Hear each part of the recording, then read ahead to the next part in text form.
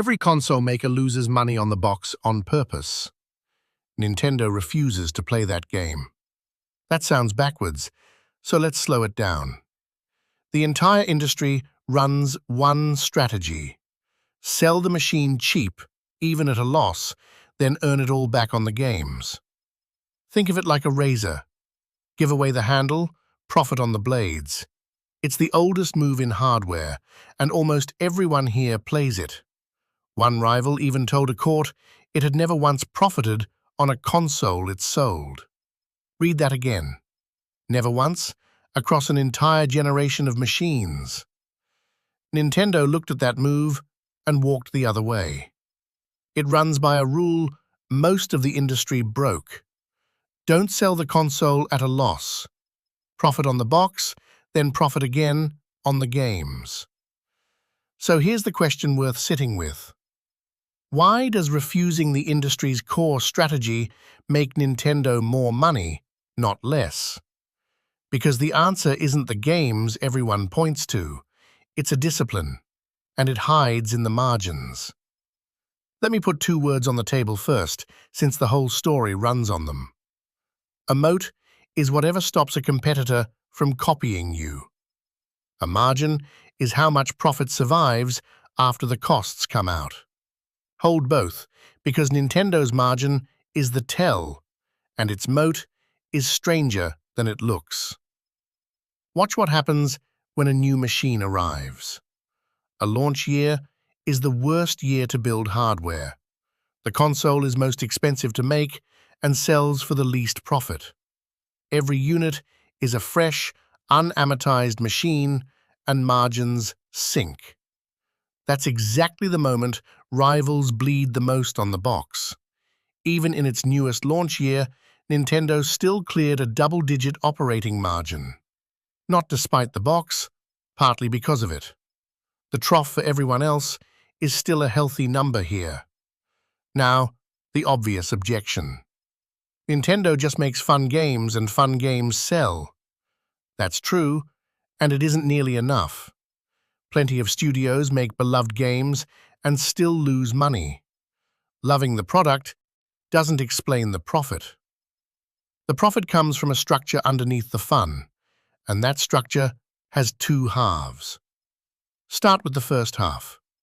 The razor and blades model is real, and almost everyone runs it.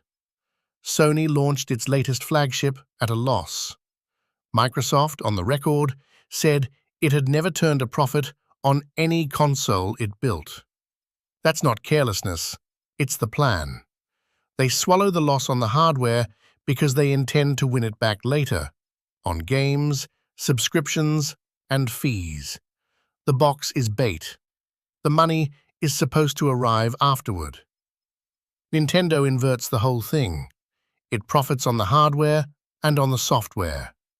Two profit streams where rivals run one, and one of those rivals runs the first stream at a deliberate loss. That's not a rule Nintendo always kept, and that matters. An older handheld and a home console were both sold at a loss for a stretch.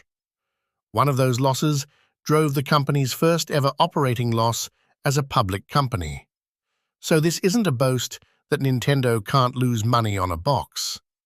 It's a discipline, and a discipline can slip. But it held clean, straight through the Switch and its successor. Here's where the margin gives the discipline away.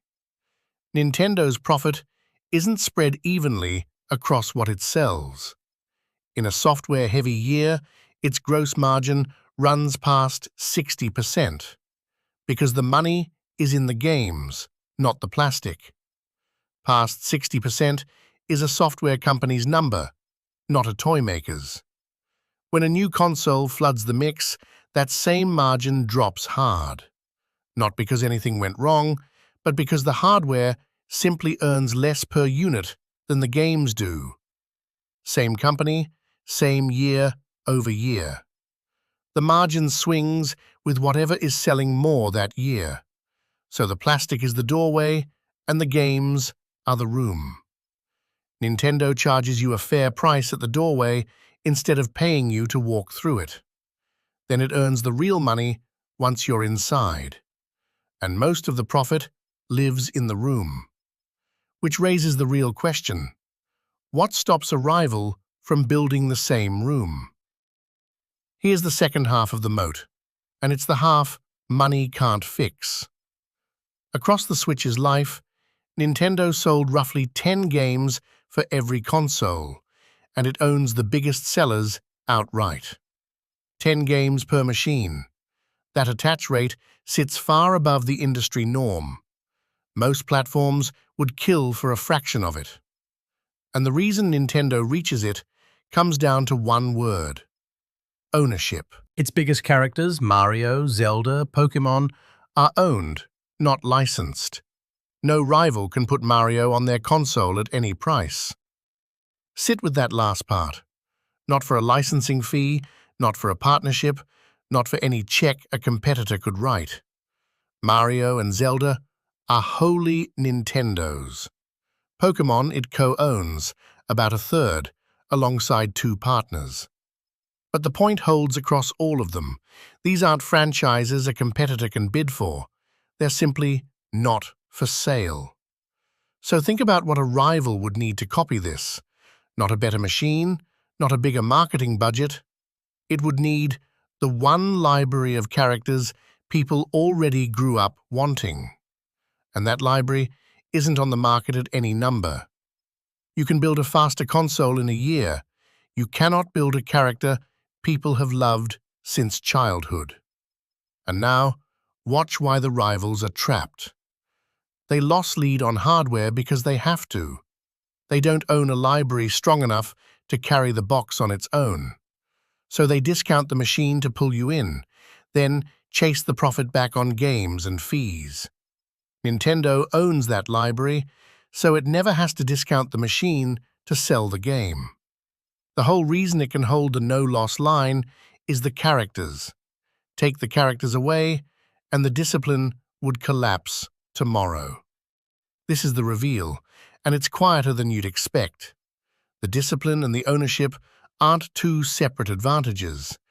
They compound into one. A company that profits on the box already needs nothing back from the games.